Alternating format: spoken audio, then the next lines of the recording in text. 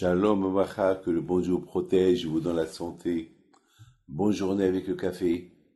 N'oubliez pas de se préparer pour la Hiloula de Rabbi Haim Pinto, Be'ezat Hashem, le mois de septembre, si Dieu veut, début septembre, vers le 5 ou le 7. Renseignez-vous. Mes amis, aujourd'hui, nous allons parler d'un grand tzaddik qui s'appelle Rabbi Haim Pinto alav shalom. Un jour, il reçoit un couple. Ce couple qu'ils ont décidé de divorcer. Voilà.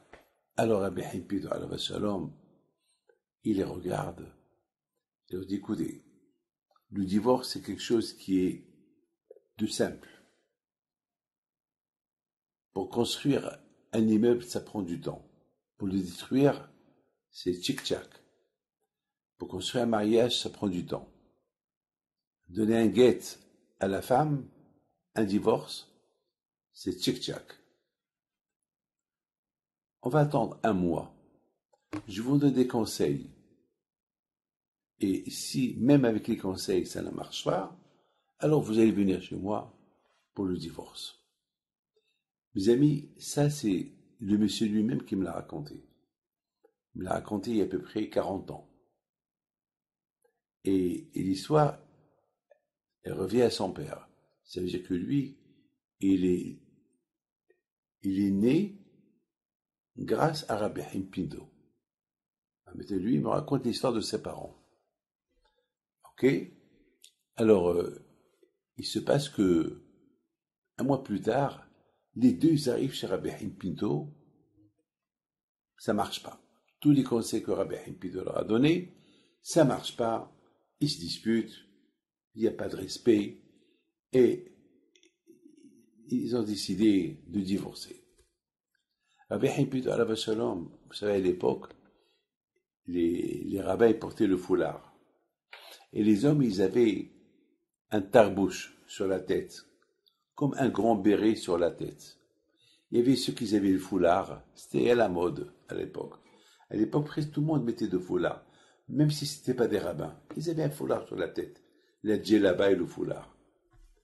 Alors, Rabbi Haim Pinto alav shalom dit, écoutez, voilà, pour éviter les histoires, à l'époque, il n'y avait pas le téléphone.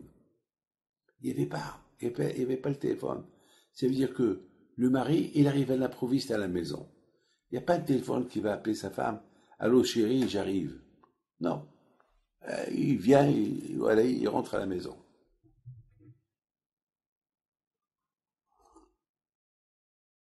Parfois, il y a la belle-mère à la maison. Et bien sûr, le beau-fils, il veut pas avoir affaire avec sa belle-mère. Il y a des copines de sa femme. Et puis, lui, le pauvre, en train de travailler, et sa belle-mère en train de s'éclater avec sa fille à la maison. Donc, à l'époque, il n'y avait pas le téléphone avertir le couple. Donc, il dit à sa femme, tu sais quoi, madame, tu te couvres la tête. Voilà. Lorsque tu te sens pas bien un jour, et tu es en colère sur ton mari, et ton mari, il arrive à la maison, alors ce que tu vas faire, tu prends ton foulard, et tu le mets un peu sur le côté gauche. Un jour sur le côté gauche, un jour sur le côté droit. Comme ça, ton mari, lorsqu'il voit que tu es en colère, il ne va pas te parler. Comme ça, déjà, vous allez éviter une guerre.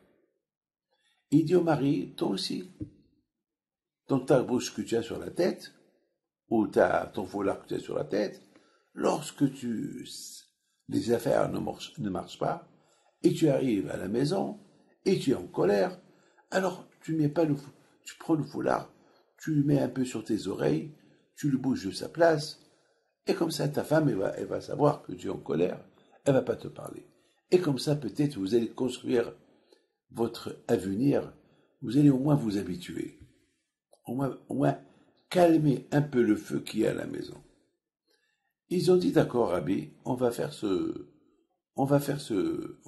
essayer ce test-là, parce qu'après tout, on veut éviter nos problèmes. Et en plus, on n'a pas d'enfants. Alors c'est dommage de passer une vie avec les histoires. On va essayer peut-être avec la paix, on va avoir des enfants. Ils les bénissent, ils sont partis. Et comme ça, ils ont commencé à vivre. Chaque fois que le monsieur il est en colère, avant qu'il rentre à la maison, il se rappelle du conseil de Rabbi Haïm Pinto, il met le chapeau un peu à la gauche ou le foulard, et lorsqu'il arrive à la maison, sa femme, elle voit que le foulard il est un peu tordu, il est vers les oreilles, elle ne lui parle pas, même si lui, il lui crie, elle ne répond pas, elle fait ce que Rabbi Haïm Pinto il a dit, il l'a conseillé, et comme ça aussi le monsieur, et ça a duré un bon moment, et entre-temps, elle est tombée enceinte, Baruch Hashem, et il a eu un garçon. Ça a duré longtemps. Baruch Hashem, un jour, il était en colère, le monsieur, très en colère. Alors, avant qu'il rentre à la maison, il met la chachia ou le tarbouche ou le foulard, il le met dans le côté, mais malheureusement, sa femme aussi était en colère. Elle aussi, elle a mis son foulard du côté des oreilles, et les deux se voient, ils voient que les deux, ils sont en colère. Alors il dit à sa femme, dans un cas pareil, Rabbi Haïm Pinto ne nous a pas dit comment agir. Il nous a simplement dit, lorsque moi je suis en colère, comment faire? Ou toi tu es en colère, comment faire? Mais maintenant les deux on est en colère, qu'est-ce qu'il faut faire? On va aller chez lui. Donc eux, ils ont mis tout de suite, ils ont pris la route, ils sont partis chez Rabbi Haïm Pinto, et ils rentrent dans la maison de Rabbi Haïm Pinto, ils voient Rabbi Haïm Pinto de loin, ils les voient arriver, elle avec son foulard vers les oreilles, lui avec son foulard vers les oreilles, il a compris qu'ils sont en colère. Qu'est-ce qu'il fait Rabbi Haïm Pinto? Lui aussi il a pris son foulard, et il met son foulard sur les oreilles. Le monsieur, il voit ça, il dit à sa femme, le rabbin aussi il est en colère, viens on s'en va d'ici. Rabbi Haïm Pinto les appelle. Et il leur a dit, lorsque vous êtes en colère, il faut se taire. Il faut se taire, c'est facile. Et comme ça, Rabbi Haïm Pinto, alav shalom, il a construit le ménage d'une famille, qu'aujourd'hui, Baruch Hashem, c'est la famille Lugassi, qui sont très réputés, Baruch Hashem, qui sont très connus. Voilà comment Rabbi Haïm Pinto, il a sauvé leur mariage. Que le bon Dieu vous protège, Amen.